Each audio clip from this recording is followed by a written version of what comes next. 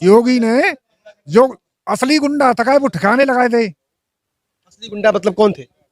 असली गुंडा बड़ा गुंडा हो तो काय को देश का सबसे बड़ा गुंडा अमित शाह है। वो तड़ी पार है। तड़ी पार का मतलब क्या होता है आप मेरे बुजुर्गों इससे समझ लीजिए। ये गरीब आदमी है, राशन पानी कौन सा ऐसा आदमी, राशन हो गया, चलिए और उसके आगे बताइए। ठीक है। किसान सम्मान निधि हर आदमी को मिल रही है। पेट्रोल के दाम कितने बढ़े, मैंने उसके टैक्स पे बात करूंगा। बड़ी क्लियर सी बात है। अगर किसी किसी के पास भी यहाँ पे जो बीजेपी का समर्थक अगर जवाब हो तो मुझे दीजिए, मैं बिल्कुल 1 to 1 उनसे जो है वार्तालाप करूंगा। गुंडागिरी तो बिल्कुल जीरो है। गुंडागर्दी जीरो हो गई, लेकिन हाथरस में, आगरा में, गोरखपुर में, आजमगढ़ में इतने सारे कांड हुए, वो क्या था? यूं तो सर कोई पकड़ के ना बैठ जाए तो का वो आदमी है। कि आप इस तरह की कानून व्यवस्था, इस हालात जो दलितों के साथ हुआ कि उनके उसकी बेटी का मूवी उन्हें नहीं देखने दिया गया, कि आप इस तरह की कल्पना एक दलित के साथ मायावती की सरकार में कर सकते थे?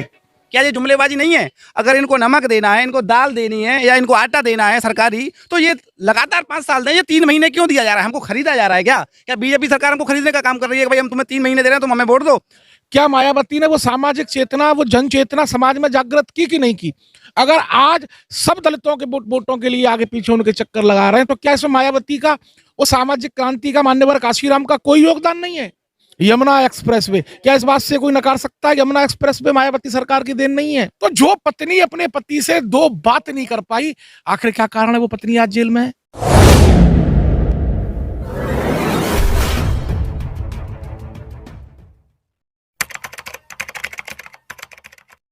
ये भैया पीछे चौधरी साहब आए हुए हैं, एक बार उनसे बात कर लेते हैं। सर बताइए, क्या नाम हुआ आपका? मनीष सिंह चौधरी। किस तरह का माहौल लग रहा है इधर? अब के इस बार यूपी में कौन आ सकता है? देखो सरकार तो बीजेपी की बनेगी, अच्छा, ठीक है। अब यहाँ की मुंह पे ज्यादा के बाव मते कछु नहीं, बीजेपी को क्यों आना चाहिए? क्यों बीजेपी ने कौन सा कोई गलत गलत काम करे हो? सही क्या किया वो बताइए, लोग कुछ सुनना चाह रहे हैं। सुनना चाह रहे हैं तो देखो, गरीब आदमी है, राशन पानी कौन सा ऐसा आदमी, राशन हो गया, चलिए और उसके आगे बताइए। ठीक है। किसान सम्मान निधि हर आदमी को मिल रही है। अच्छा, और इसके बाद? इसके बाद बिजली, गुंडागिरी तो बिल्कुल जीरो है। लेकिन गुंडागर्दी जीरो हो गई, लेकिन हाथरस में, आगरा में, गोरखपुर में, आजमगढ़ में इतने सारे कांड हुए, वो क्या था? यूं तो सर कोई पकड़ के ना बैठ जाए तो का वो आदमी है। तो फिर गुंडाराज तो यही ना सर? ना, गुंडा राज कम है। कैसे कम है बीजेपी में? कैसे कम है? कैसे कम है? ठिकाने लगाए थे योगी ने, प्रशासन की वजह से। है योगी ने जो असली गुंडा था वो ठिकाने लगाए थे। असली गुंडा मतलब कौन थे?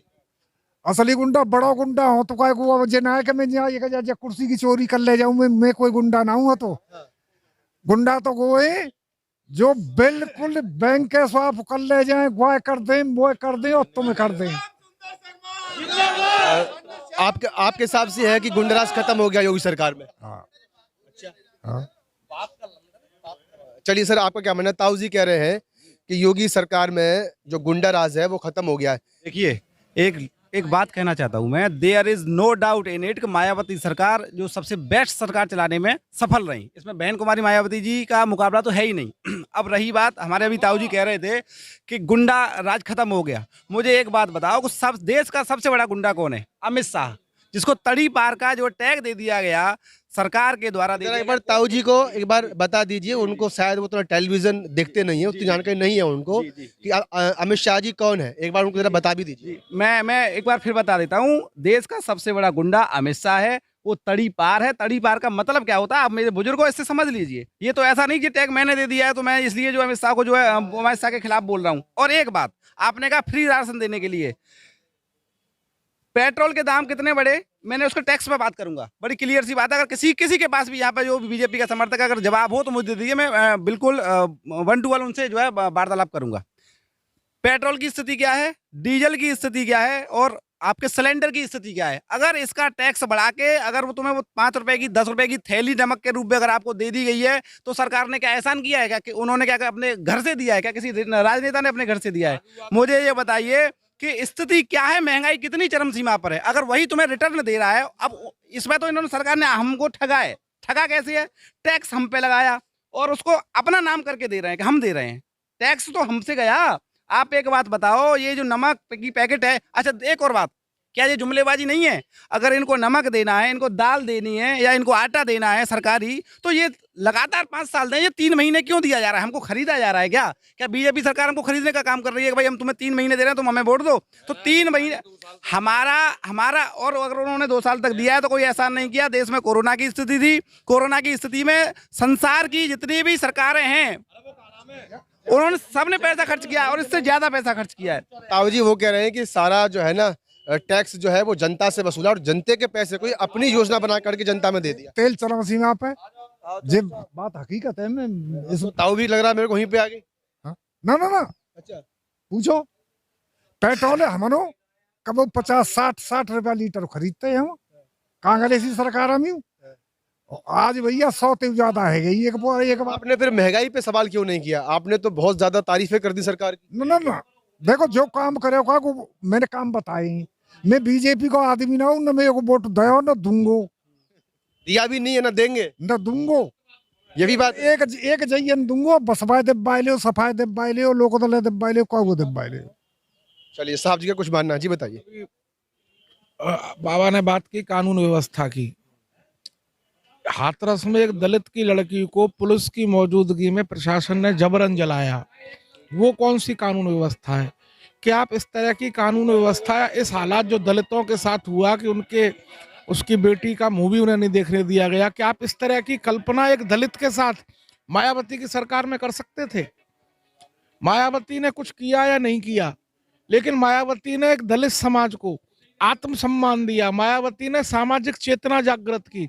आज दलित समाज इस समाज के सारे समाज के साथ बराबरी की हिस्सेदारी के साथ संग बैठकर बात करता है। क्या मायावती की जन चेतना से पहले, मायावती के आने से पहले, मायावती के द्वारा सामाजिक चेतना जागृत करने से पहले क्या आप इस तरह की कल्पना कर सकते थे?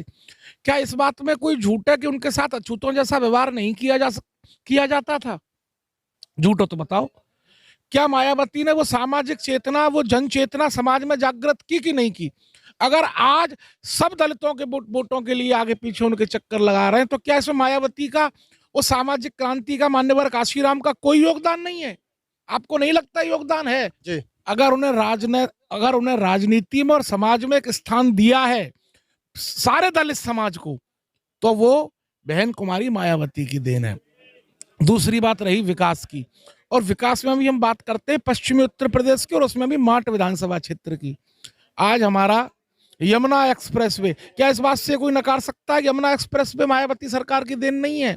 ये माट की भूमि कोई चारागाह नहीं है जो कोई बाहर का व्यक्ति यहाँ आवेगा और आके यहाँ पे फसल जो किसी के द्वारा तैयार की गई है उसको चर के चला जाए। सर हम वापस थोड़ा सा वहीं जाएंगे। जैसे कि ताऊ जी ने एक बात उठाई थी कि योगी सरकार में जो है गुंडों पर लगाम लग गई है, कानून व्यवस्था जो है वो बिल्कुल दुरुस्त हो गई है, और आपने बात उसके जवाब में बात कही हाथरस को लेकर के। तो ताऊ जी का मानना ये था, तो हम वापस वहीं आएंगे, जो कानून व्यवस्था है उसको आप कैसे देखते हैं योगी की सरकार में? बलात्कार जैसी बीभत्स कांड हुआ क्यों? अभी कल परसों की घटना, 15 दिन पहले की घटना, आगरा से मथुरा आते हुए बलात्कार हुआ। कितनी बलात्कार की घटना है। लखनऊ में रोककर पुलिस गोली मारती है, गोरखपुर में एक व्यापारी को मारा जाता है। अब आप बताइए मारा गया कि नहीं मारा गया? ताऊ जी बताइए फिर गुंडराज कैसे खत्म हो गया? वो तो कह रहे हैं, कुछ सुन भी रहे होंगे आप। ऐसी बात ना है बुन्न की समझ में। अब बुन्न तो गोरखपुर वाई बताई, आगरा वाई बताई है जो, तो और जो बुन्न नजर में बात मेरी नजर में ना है। ताऊ जी की नजर में नहीं है। ताऊ जी की नजर में नहीं है जी। विकास दुबे भीभत्स अपराधी था, उसके साथ जो हुआ वो सही हुआ। लेकिन आप एक बात का जवाब दीजिए, जो लड़की दूसरे जनपद की हो, जिसकी शादी मात्र 1 दिन पहले हुई हो, 1 दिन में कितनी अंतरंगता पति पत्नी में आ जाती है? आपसे पूछना चाहता हूँ, आपकी शादी हो गई? हाँ। 1 दिन में, 1 रात में कितनी अंतरंगता? मुझे तो नहीं लगता, शायद हमारे हिंदू धर्म में। खुशी दुबे की बात कर रहे हैं क्या? जी मैं खुशी दुबे की बात कर रहा हूँ। हमारे समाज में, विशेषकर हिंदू समाज की बात कर रहा हूँ, हिंदू समाज में जो कल्चर है, शादी होकर पत्नी आती है, मुझे नहीं लगता, शायद 1-2 दिन हमारे कल्चर के हिसाब से उसे पति के पास भी भेजते हो। पहले वो देवता पूजन और ये सब, ये रीति रिवाजों का पालन। तो जो पत्नी अपने पति से 2 बात नहीं कर पाई, आखिर क्या कारण है वो पत्नी आज जेल में है? उससे कौन सी कॉन्स्पिरेंसी की आप आशा करते हैं? उससे किस अपराध में लिप्त होने की बात करते हैं? उसे न्याय क्यों नहीं मिल रहा है? उसे न्याय क्यों नहीं मिला, उसका अपराध क्या है? कुल मिलाकर के जो है योगी सरकार में मायावती जी की अपेक्षा शासनकाल ध्वस्त है। मायावती जी की सरकार में कानून का राज था, इसमें कोई दो राय नहीं है। चलिए तो एक बार कानून पे ही बात कर लेते हैं कि मायावती जी के शासनकाल में किस तरह की कानून व्यवस्था रही। सर आप बताइए। तो योगी जी का जो 5 साल का शासनकाल रहा उससे पहले सपा भी रही, तो अगर तीनों सरकारों में अगर एक कंपैरिजन किया जाए कि भाई कानून व्यवस्था किस में ठीक है, तो आप सबसे नंबर 1 पे किसको अव्वल कहेंगे? बीएसपी बीएसपी को। के शासन में जो भी काम हुए एकदम सतर्क और सब अधिकारी एकदम दुरुस्त चले हैं और बहुत जबरदस्त तरीके से काम हुए हैं। क्या नाम हुआ आपका? शंभू तिवारी। शंभू तिवारी जी ने जो है जी बताइए। एक बात अधूरी रह गई थी, अभी हमारे ताऊ जी उठ के चले गए और हमारे यहाँ मार्च से नोकल से पंडित श्याम सुंदर शर्मा जो कि बीएसपी से लड़ रहे हैं वही चुनाव जीतेंगे। जी बताइए। हमारा भी ताऊ जी जो उठ के चले गए और हो सकता है शायद ये इस बात का प्रतीक हो कि जो है जिन तथ्यों को लेकर के वो बोल रहे थे और उन पर वो शायद खरे नहीं उतरे, और वो क्या खरे उतरेंगे, अब उनकी सरकार खरी नहीं उतरी है तो। और एक चीज़ अपराध में रह गई थी कि अभी एसआईटी की एक रिपोर्ट आई, जो अभी भाजपा के जो है तथाकथित मंत्री थे और उनके बेटे ने जो गाड़ी चढ़ा दी किसानों पर, एसआईटी की रिपोर्ट आ गई कि वो दोषी है, उस घटना में शामिल था। मैं ये जानना चाहता हूँ बीजेपी के जो खेबनहार हैं उस पे मैटर पे आगे हुआ क्या? अगर जो है इतना ही इन्होंने प्रशासन ने रोक लगा रखा है, ये पता चल गया, एसआईटी ने अपनी रिपोर्ट दे दी कि हाँ उनका बेटा जो है उसमें सम्मिलित था, उस गाड़ी में मौजूद था और उन्होंने किसानों पे चढ़ाई गाड़ी, इसमें कोई संदेह नहीं, एसआईटी की रिपोर्ट आ चुकी है। लेकिन रिपोर्ट आने के बाद उसमें हुआ क्या, उनको क्यों बचाया गया? क्या सपा का हो, चाहे वो बसपा का हो, चाहे वो लोक दल का हो, किसी भी पार्टी का जो है अगर नेता इस कानून को कर देता तो निश्चित रूप से सलाखों के पीछे होता, लेकिन वो बीजेपी का था इसलिए अभी तक बचा हुआ है। आखिर ऐसा क्यों?